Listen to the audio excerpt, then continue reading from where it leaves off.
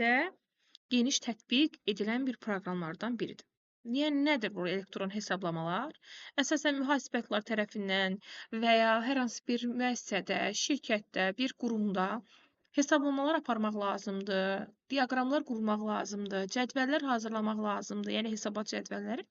Bunun üçün istifadə olunur elektron cədvəllərdən və ən başlıca istifadə olunur Excel proqramından. Əvvəlcə biz Excel proqramından tanış olaq, daha sonra onda müəyyən əməliyyatları icra edək. Uşaqlar, Excel proqramı görüntüsü biz Word proqramını keçəndə ikisi də Office proqramına daxildir. Baxın, görüntüsü demək olar ki, bəzi hissələri oxşuyur, yəni eyni quruluşdur. Yuxarıda cəd müraciətlər paneli var, sonra faylın adı, proqramın adı, bizim pəncərəni idarə etmə düymələrimiz var. Daha sonra burada tablarımız var. Bura bizim iş sahəmizdir. Aşağı hissə vəziyyət sətrimizdir. Bura miqyası müəyyənləşdirmək üçün düymələrdir. Yəni, demək olar ki, quruluş cəhətdən eynidir. Sadəcə fərqi nədir? Biz Word-də də cədvəllər hazırlaya bilirdik. Sadəcə olaraq Word-də özümüz o cədvəlləri hazırlayırdıq və onların üzərində biz elektron hesablamalar apara bilmirik. Excel isə bundan fərqlidir. Və Excel-i görürsünüz ki, Word-də sadəcə arxa bir ağ fon idi. Fikirləşin, A4 vərəqi idi. Amma Excel-də isə özündən bu cədvəlin xanaları var. Həmçinin sütunları var və sətirləri var. Baxın, uşaqlar çox vaxt qarışdırırlar sətin sütun məsələsini. Baxın, sətirlər göstərilir rəqəmlərlə. Rəqəm. Məsələn, birinci, ikinci, üçüncü, yəni sətirlər fikirləşin ki, soldan sağa oxunur. Soldan sağa. Bu sətirdir. Məsələn, birinci sətir, ikinci sətir. Sütunlar isə göstərilir İngilis dil əlifbası və ya Latın əlifbası yazaq. Latın əlifbasının hərfləri ilə göstərilir. Sütunlar isə yuxarıdan aşağı bu formada. Məsələn, A sütunu, B sütunu, C sütunu bu formada. Bəs xana nədir? Xana sətirlərlə sütunların kəsişməsinə deyir. Yəni, fikirləşin ki, bizim sətirlərimizin sayı 5, sütunumuzun sayı 6 olarsa, xanalarımızın sayı sətirlərin sayının, sütunların sayının hasilidir. Deməli, bizim 30 ədəd xanamız da var. Xanaları bəs başqa cür necə tapmaq olar misallar üzərində? Gəlin onlara baxaq. Deməli, xanaları başqa cür misallar üzərində tapmaq üçün belə verilir. Məsələn, bizə diapazon verilir. İndi diapazonu da izah edəcəm. Deyir ki, A2 və C9 diapazonunda, bu diapazonda, diapazon nə deməkdir? Yəni, A2 xanasından, fikirləşin ki, baxın, buradan C9-a qədər. C9 haradır? Baxın, bura qədər. Bir dənə mən burada bir fiqur çəkeyim, sizin üçün daha aydın olsun ki, hansı hissələr nəzərə alınır. Baxın, A2, C9. Baxın, yəni bu hissəni, bizdən bu hissəni istəyir. Bizə deyir ki, bu hissədə xanaların sayını tap. İndi imtahanda sizə əlbəttə ki, sizin qarşınızda proqram olmayacaq və cədvəl çəkməklə vaxtınızı itirə bilmərsiniz. Qısaca necə tapıram? Əvvəlcə sütunları yazıram. Başlayıram. Başlanğıc sütun. A da daxildir, C də daxildir. A-dan C-yə qədər nə qədər sütun varsa hər birini qeyd edirəm. Yəni dediyim kimi Latın əlifbasına. A, B və C. Neçə dənə sütun oldu? 3 dənə. Sətirləri yazıram. Sətirlərin qısa tapılma üsulu budur. Sonuncudan birincini çıxırsan, yəni 9-dan 2-ni çıxırsan, baxın, lap birinci əvvəlcə yazın. 2, 3, 4, 5, 6, 7, 8, 9. Neçədən oldu? Baxın, 1, 2, 3, 4, 5, 6, 7, 8. Bunu qısaca necə taparıq? Biz hər dəfə bunu yazmalıyıq? Xeyr. İkincidən birincini çıxıram. 9-dan çıxıram 2-ni, üzərinə də gəlirəm 1. Bu da eləyəcək 8. Bu nəyə oxşuyur? Bu riyaziyyatda daxildir məsələsi var. Daxildir mötərizəsi. Məsələn, 2-dən 9-a qədər hər ikisi daxil mötərizənin içərisində olanda biz deyirik ki, neçə dənə ədəd var? Burada 2 də daxildir, 9 da daxildir. Bunu bir-bir yazmaqdansa, ikincidən çıxıram birincini, üzərinə də gəlirəm 1-i, olur ümumi ədədlərin sayı. Deməli, bizdə sətirlərin sayı 8, sütunların sayı 3-dür. 8-i vururam 3-ə, eləyir 24. Deməli, mənim 24 dənə xanam var. Gəlin, inanmırıqsa sayaq buradan. Buradan başlamamışıq. 1, 2, 3, 4, 5, 6, 7, 8. 8 dənə bizim burada sətrimiz var. Sütunlara sayaq. 1, 2, 3. 3 dənə də sütunumuz var. Neyinirik? 8-i 3-ə vuranda 24 eləyir də. 8, 8, 8, 24. Bunu daha qısa yolla bu formada asanlıqla tapmaq olar. Sonra əvvəlcə burada Homely tabına baxaq. Bir tanış olaq əvvəlcə burada biz xanalarına.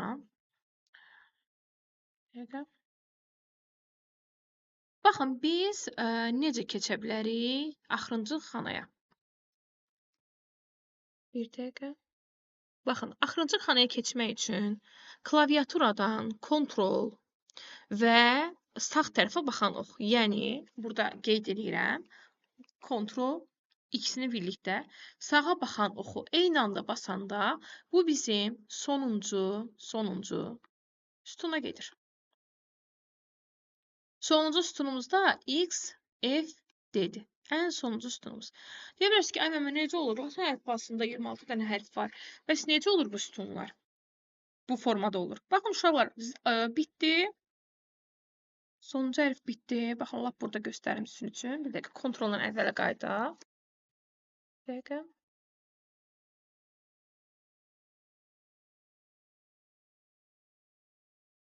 Kontrolla əvvələ qayıdaq.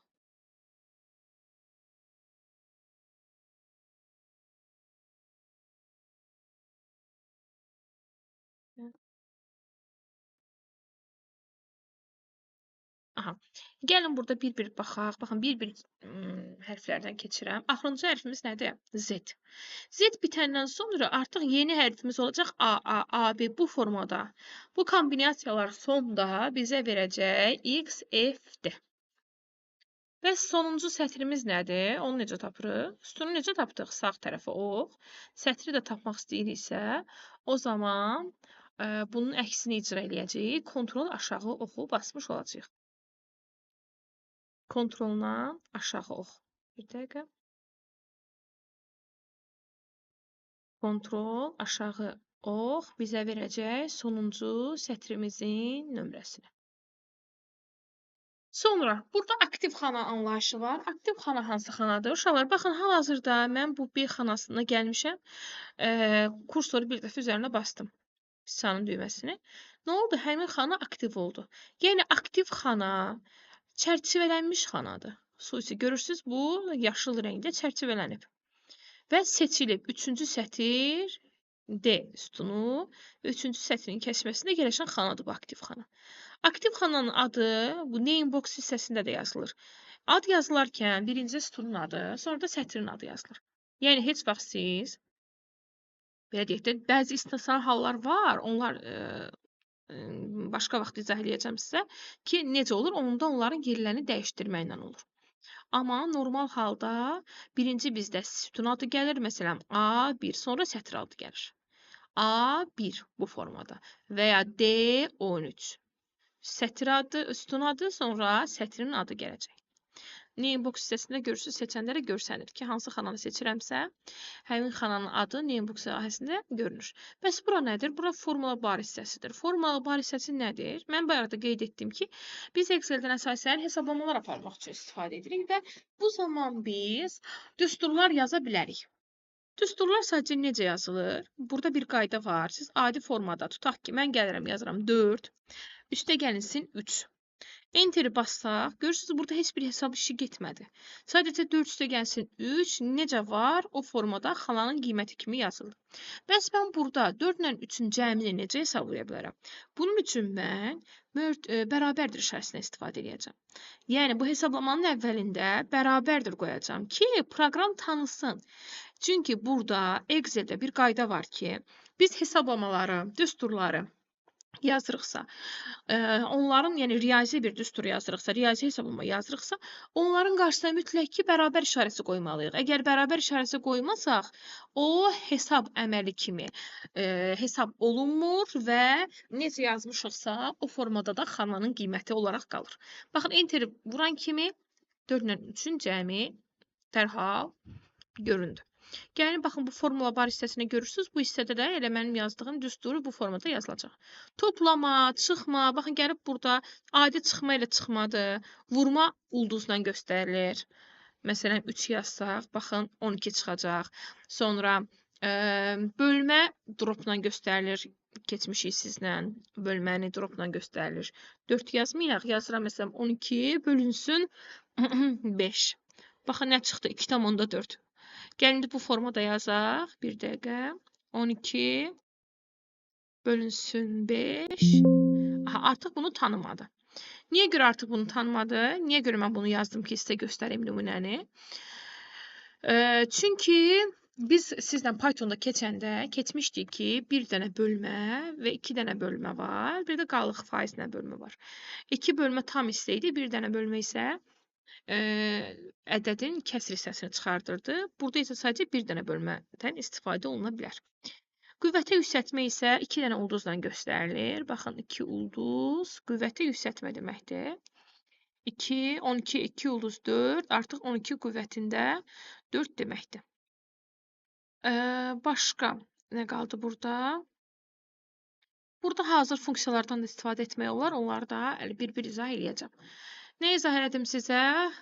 Xananın adını izah elədim, düstur sahəsini izah elədim, aktiv xana anlayışını izah elədim. İndi diapazon məsələsinə baxaq.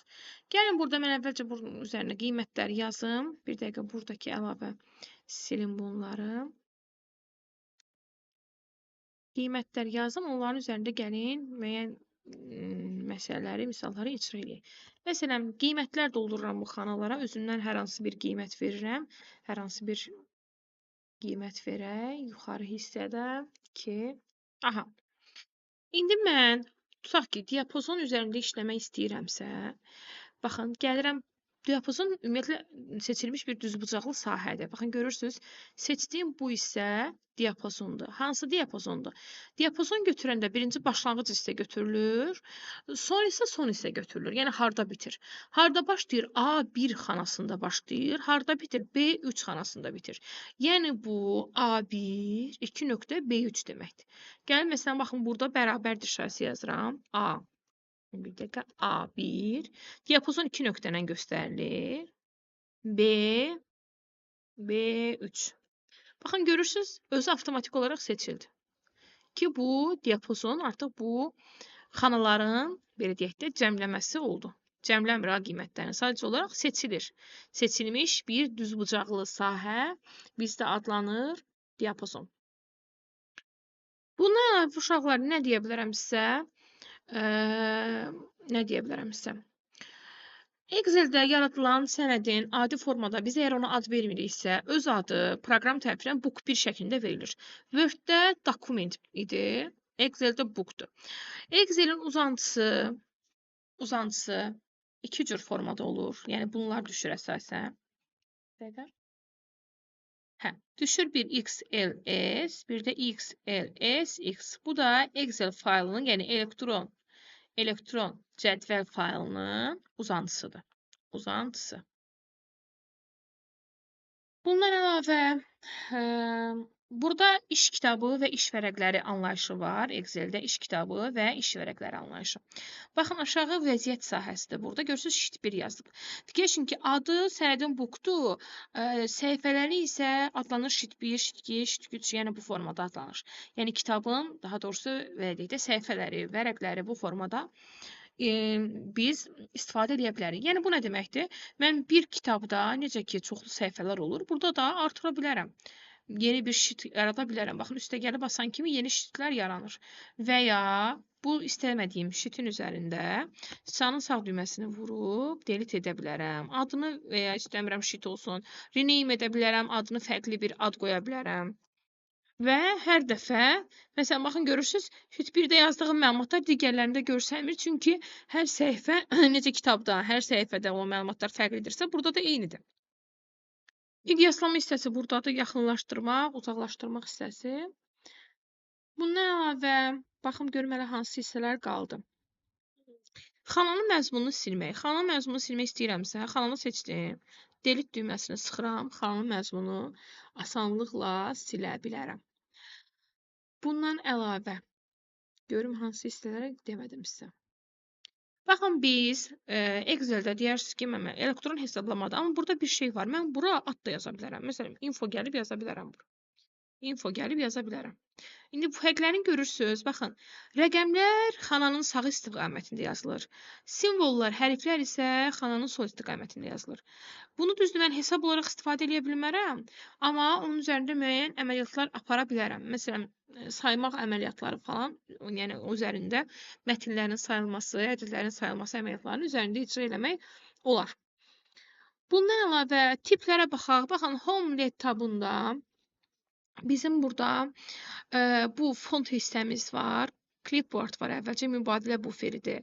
Kəsmək, yapışdırmaq, kopyalamaq, formatını köçürtmək. Font sahəsi, nə bilim, şriftin formasıdır, ölçüsüdür, böyütmək, balacalaşdırmaq, bold qalınlaşdırmaq, kursivləşdirmək, U altdan xətt çəkmək, rəngini dəyişmək, yəni doldurmaq üçün xananın, bu simvolun rəngini dəyişmək. Alignment hissəsində isə düzləndirmələr var. Yəni qarışıq ünvan və mütləq ünvana aid suallar qəbulda düşüb. Əsasən çox sadə suallar olur.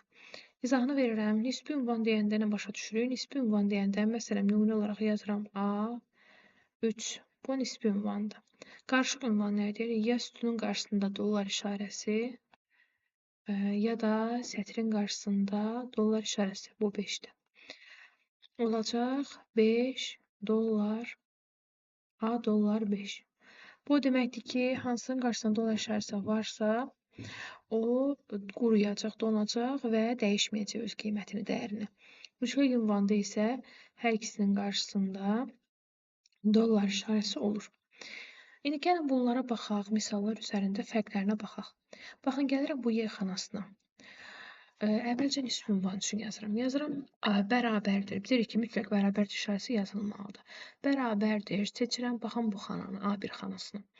Enter düyməsini çıxdım. Yəni bu Y-də A1-in qiyməti oldu 2. İndi mən bu xananın qiymətini gətirsəm, baxın, kopyalayıram. Ctrl-C ilə kopyaladım.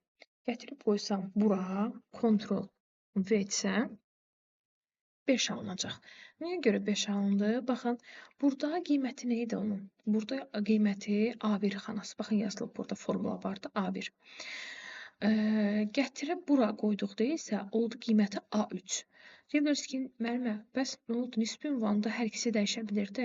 Uşaqlar, hər ikisi dəyişir. Sadəcə olaraq biz onu sütun üzrə dəyişdiyimizə görə, Y sütun üzrə mən dəyişdiyimə görə, başqa bir sütuna getmədiyinə görə, Y sütun üzrə hərəkət etdiyinə görə, o zaman sadəcə sətir dəyişdi. Əvvəl bizdə deməli düstur A bərabərdir A1. Daha sonra isə burada oldu A3, doğrudan da 2 vahid öz yerini dəyişdi. Baxın, xanadan götürmürük ya, xananın daxilində yazılmış düsturdan götürürük. Bəs mən gətirib bunu kopyalamışdım, gətirib bura qoysam, baxın, gəlirəm bura, Ctrl-V edirəm. Bir dəqiqə. Ctrl, bunu kopyalayaq əvvəlcə. Copy edək, gətirək bura, paste edək, yapışdıraq. Bir dəqiqə.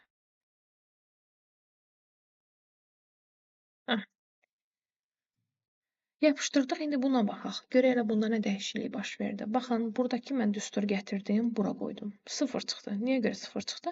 Çünki artıq sətir üzrə hərəkət etdiyinə görə mənim bu düsturum A5-in qiymətini almalıdır. Baxın, normalda burada A1-dir. Mən onu gətirib Y5 xanasına qoyanda A1-dən Y5-ə, A1, A2, A3, A4, A5 yerini dəyişəcək. 5-ci sətrə gələcək. 5-ci sətrə gəlir, amma düsturdakı sütun eyni qalacaq. A sütunu. Çünki bir sütunda mən hərəkət edirəm. A5 sütununda da qiymət olmadığına görə 0 qiyməti ekrana çıxacaq. Gəlin belə bir şey eləyək. Baxın, gəlin belə bir şey eləyək.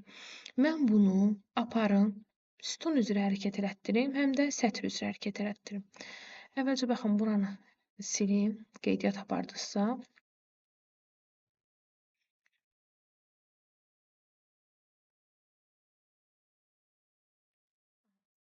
Gətirirəm mən, nə edirəm?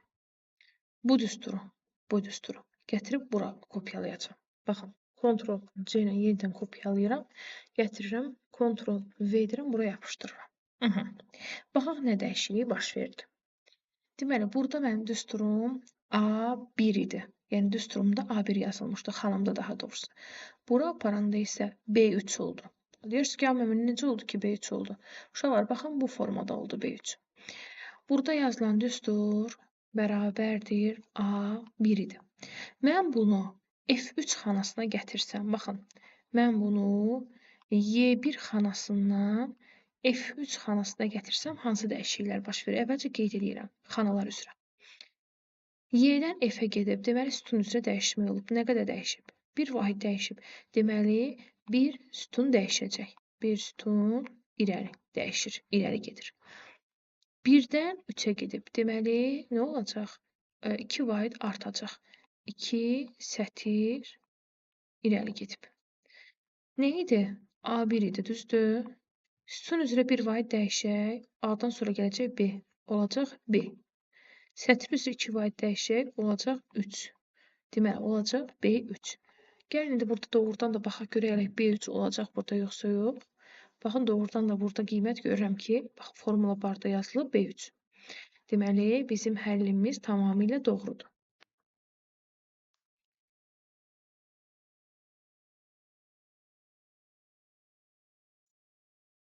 Deməli, izaha baxaq.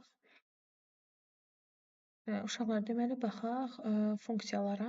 Funksiyalardan istifadə etmək üçün formular lent tabından istifadə edirik. Burada formular lent tabında fərqli-fərqli funksiyalar var və siz istədiyiniz funksiyanı buradan tapıb istifadə edə bilərsiniz. Baxın, fərqli-fərqli funksiyalar var. Ən çox istifadə olunan funksiyalar sum funksiyası, cəmləmək, average, ədəd orta, yəni orta qiymət. Sonra count numbers, nömrələrin sayı, maksimum, minimum istifadə olunan funksiyalar, nə bilim, if funksiyası əgərdir, yəni hyperlink, link daxil olma funksiyası. Bax, yazılıb link, location, friendly name, yəni link daxil edirsiniz, lokasyon və dostun adını. Maksimum, minimum, sum if, cəmə, yəni şərt olur, şərtə əsasən cəmləmə. Gəlin birinci sum funksiyasını istifadə edək. Sum funksiyasını necə istifadə edək? Buradan da yaza bilərsiniz. Məsələn, avtosum basıb sum da basa bilərsiniz. Dərhal görürsünüz sum funksiyası daxil oldu. Uşaqlar, baxın, bura seçildi. Bura nədir? Diapazondur. Yəni A1-dən D1-ə qədər olan ədədlərin cəmini tapmaq. Enter basan kimi 38 çıxdı. 38 necə çıxdı? Baxaq, 2 üstə gəlsin 3, 5, 12 üstə gəlsin 5, 17, 17 üstə gəlsin 21, 38.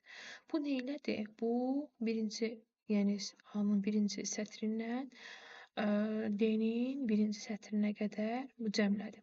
Bəs sadəcə biz 2 xananın cəmini tapmaq istəyirik. O zaman nə edirik? O zaman yenə sum funksiyasını yazırıq. Baxın, sum'ı seçirik. Sadəcə olaraq burada 2 nöqtə əvəzinə nöqtəli vergül qoyuruq. Nöqtəli vergül qoyanda nöqtəli vergül sadəcə 2 xananı nəzərdə tutur. Amma 2 nöqtə isə diapazonu nəzərdə tutur. 4 ilə 14 cəmlənəcək. Bu da olacaq 18 qiyməti. Və ya burada maksimum da yaza bilərik. Baxın, gəlib maksimum funksiyasını buradan seçib, maksimum funksiyasını seçib istifadə edə bilərik. Baxın, yazıram. Bərabərdir. Maksimum. Görürsünüz, çıxacaq burada maksimum. Aha, sonra mötərizəni açıram. Diapazon qeyd edirəm. Məsələn, bu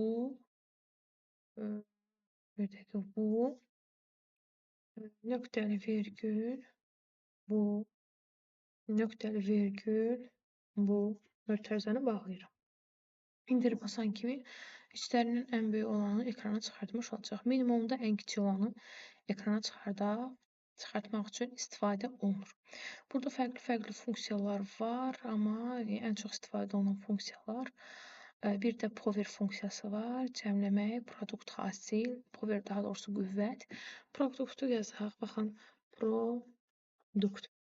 Produkt yazan kimi gəldi. Artıq produkt funksiyası. Produkt.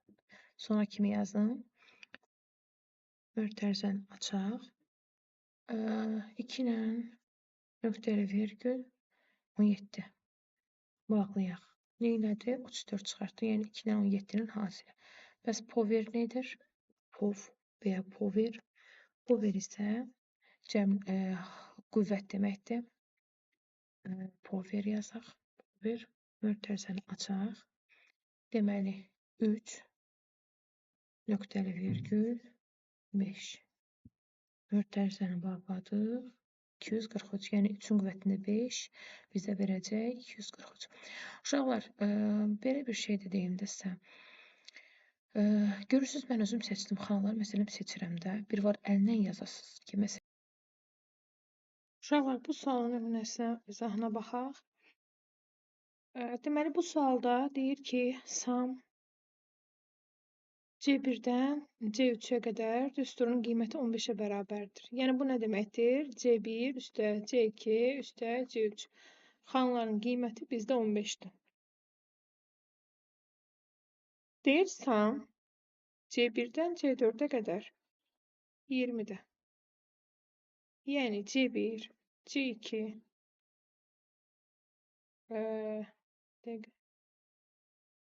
C2, C3, C4 20-dir.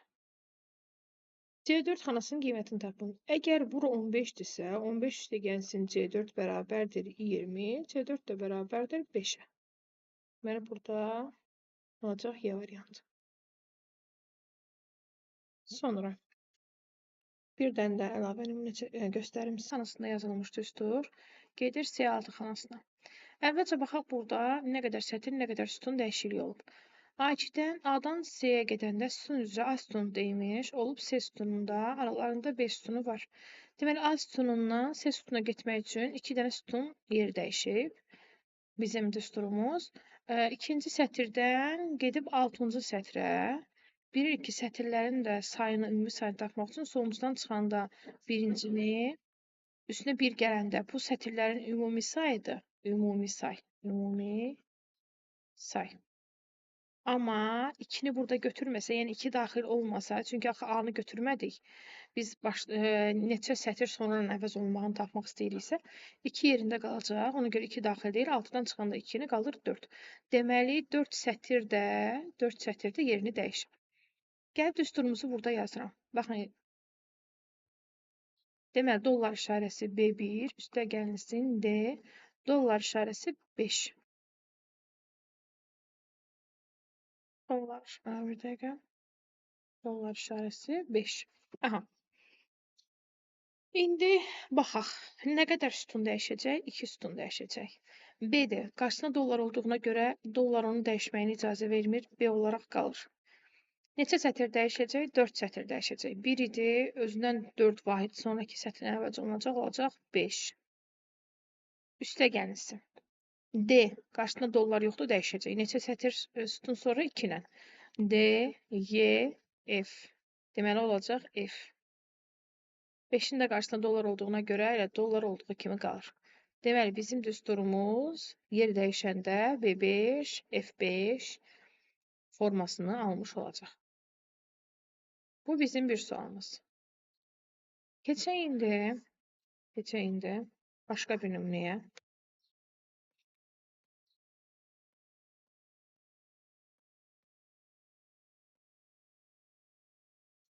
17-nin izahını verirəm.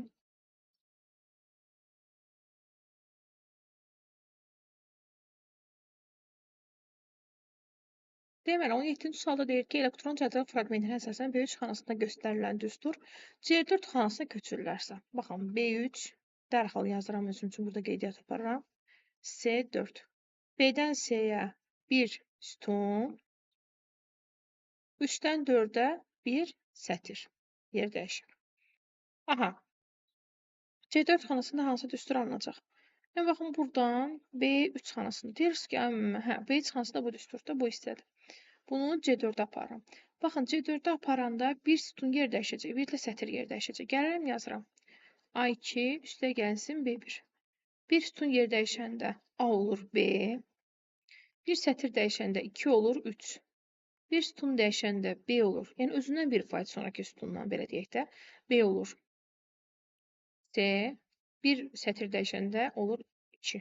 B3, C2. Deməli, burada C4 xanasında yazılacaq B3 üstə C2. Uşaqlar, bəzən olur ki, arxaya da gedə bilirik, amma burada irəli getdiyimizə görə burada olan düsturu sağ tərəfə aparırıq. Ona görə özündən sonrakı hərflə əvəz olunacaq. Əgər sol tərəfə aparırıqsa, özündən əvvəlki hərflə əvəz olunacaq. Bu da olacaq Y variantı. Sonra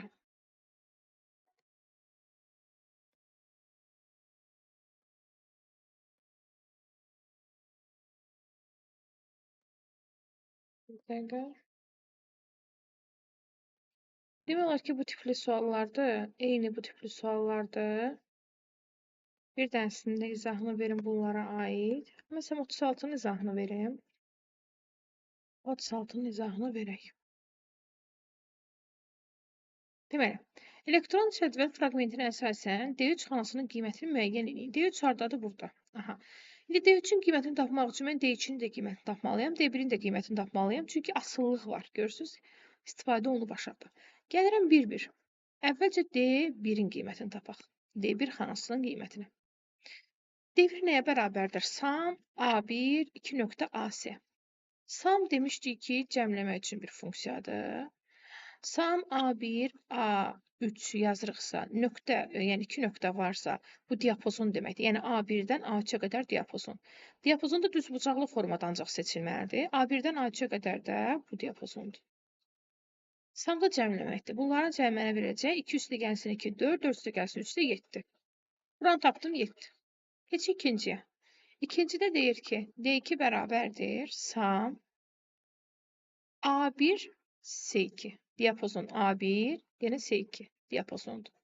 Baxırıq bu hansı diapazondur? Fərqli bir qələmlə göstərim. A1 S2. Yenə düzbucaqlı formada seçilir uşaqlar. Baxın belə. Mən burada mütləq B1-i də seçməliyəm. Çünki düzbucaqlıdır bu. Daha sərgəl çəkin, düzbucaqlı olmalıdır. Mən orada A-nı seçdim, S-ni seçdim, B orada qalmış ola bilməz. Düzbucaqlının içərisində o da gedir. Yəni A1 S2 diapazonunda olacaq, bura yox, sətirdir bu. 2, 3, 2. 2 üstə gəlsin 3 də 5, 5 də gəlsin 2 də 7. Burada oldu 7. Aha. İndi bunu 2-yə vurmaq da var. Olanda olur 14. Bu hissədə oldu 14. Gətirib aşağıda D3-ün qiymətini tapaq.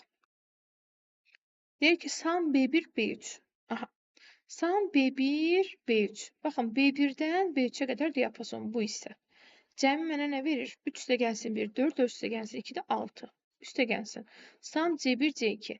C1 ilə C2 ikisi onsuz bu diapazonda başqa yoxdur. 2 üstə gəlsin 2, 4. Olur 4. Üstə gəlsin D2. D2 də məndə 14. 6 üstə gəlsin 4, 10. 10 üstə gəlsin 14 də oldu 24. Məndən D3-ün qiymətini soruşdu. D3-ün də qiyməti olacaq 24.